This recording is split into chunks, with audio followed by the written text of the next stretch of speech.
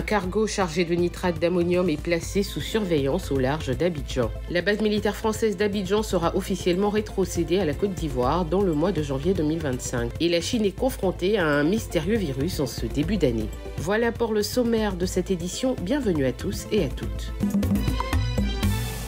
Le cargo Zimrida battant pavillon de la Barbade transporte 20 000 tonnes de nitrate d'ammonium, dont 3 000 doivent être déchargées en Côte d'Ivoire. Arrivé en rade extérieure d'Abidjan le 30 décembre, il a été immobilisé à 22 km au large en raison d'une possible avarie de sa cargaison. Dans un communiqué, les autorités portuaires indiquent avoir ordonné au navire de rester en dehors des eaux territoriales ivoiriennes dans l'attente d'une nouvelle décision. Une réunion d'urgence est prévue le lundi 6 janvier 2025 avec le propriétaire de la marchandise. La cargaison, cette fois plus importante que celle à l'origine de l'explosion de Beyrouth en 2020, suscite de vives inquiétudes.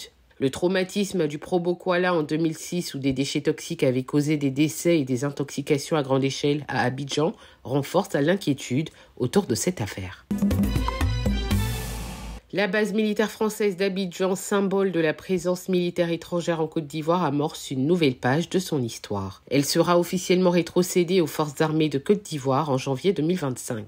L'annonce a été faite le 31 décembre par le président Alassane Ouattara. Le camp du 43e BIMA, le bataillon d'infanterie de marine de Port-Bouët, sera rétrocédé aux forces armées de Côte d'Ivoire dès ce mois de janvier 2025.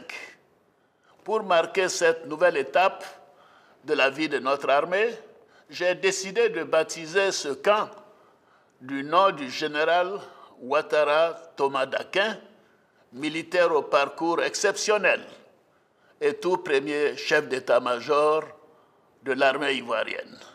Cette transition symbolise une étape clé dans la quête de souveraineté de la Côte d'Ivoire. Située à Port-Bouët, la base, anciennement occupée par le 43e BIMA, portera désormais le nom de Général Ouattara Thomas Dakin, en hommage au premier chef d'état-major des armées ivoiriennes. Ouattara Thomas Dakin, je crois savoir que c'est le premier chef d'état-major de la Côte d'Ivoire. Un officier supérieur de grande envergure, de grande renommée. Donc c'est une très bonne chose que le président pense à lui en donnant son nom à ce camp de 43e BIMA. C'est une bonne chose, c'est bien pour la Côte d'Ivoire. Il était chef d'état-major de Côte d'Ivoire, mais ça a trouvé que moi, j'ai été un peu petit. Mais après ça, j'ai été à Kachola aussi, je l'ai vu plusieurs fois, quand il était maire de Kachola. Pour moi, c'est un remerciement que je fais à l'encontre du président de la République d'avoir pensé à notre ancien chef d'état-major. Voilà, c'est ce que je peux faire. La réorganisation de cette base militaire suscite à la fois espoir et interrogation parmi les populations locales. Ce transfert de contrôle marque un tournant stratégique pour le pays dans sa quête de souveraineté. Les habitants de Sisembra-Kro et Djangoménou, deux campements de la sous-préfecture de Sério dans le département de Gagnoa, éprouvent des difficultés de divers ordres, dont le manque d'infrastructures sociales de base depuis de nombreuses années. Ces localités souffrent principalement d'un manque d'infrastructures sanitaires et scolaires. Les populations s'adonnent à des soins traditionnels proposés par des guérisseurs non agréés. D'autres s'orientent vers l'automédication avec toutes les conséquences que cela engendre. Selon le directeur de l'école de Djangoménou, les quelques élèves inscrits dans l'unique école du village prennent des cours à même le sol ou dans des classes de fortune faites de paille ou de bois. Et l'école a effectivement des problèmes comme vous le constatez. On n'a pas de bâtiment. Il n'y a pas de salle de classe, il n'y a pas de logement. Bon, le matériel didactique même n'existe pas en tant que tel. Nous voulons qu'on vienne nous aider. Nous voulons nous aider à aider les enfants. Ce n'est pas les anciens qu'on aide, c'est les enfants. Ouais, c'est les enfants qu'on veut aider. Il n'y a pas de salle de classe. On veut que les autorités viennent nous aider à avoir des salles de classe. Voilà, au moins 3 salles de classe plus bureau. Le bureau même du directeur n'existe pas. Voilà, vraiment, c'est compliqué. Nous travaillons difficilement ici. Les jeunes et les femmes sont également confrontés à des difficultés. Pas d'eau potable, encore moins d'électricité. Ces habitants ont recours à l'énergie solaire et à des pompes hydrauliques qui sont pour la plupart hors d'usage. Un cadre de Sério s'est rendu dans ces villages pour soutenir les populations. Je continuerai de faire l'effort que je peux avec les moyens de bord, comme je le dis. Le reprofilage des routes, des pistes villageoises, nous l'avons déjà fait.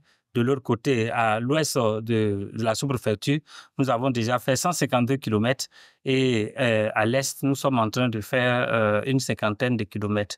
Pour le moment, nous sommes à la phase de dégagement.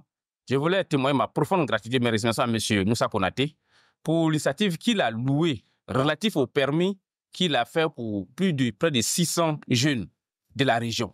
Vraiment, c'est un ouf de soulagement pour tout un chacun de nous.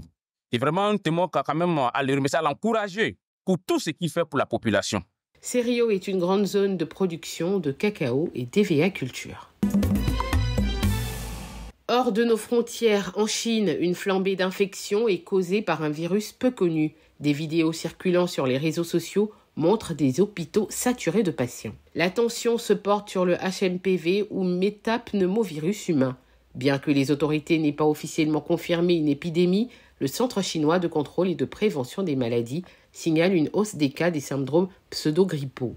Parmi les tests positifs, le HMPV représente 6,2% des infections respiratoires et 5,4% des hospitalisations, surpassant d'autres virus comme le Covid-19 et l'adénovirus. Il provoque des symptômes semblables à la grippe comme la toux, la fièvre et la congestion nasale.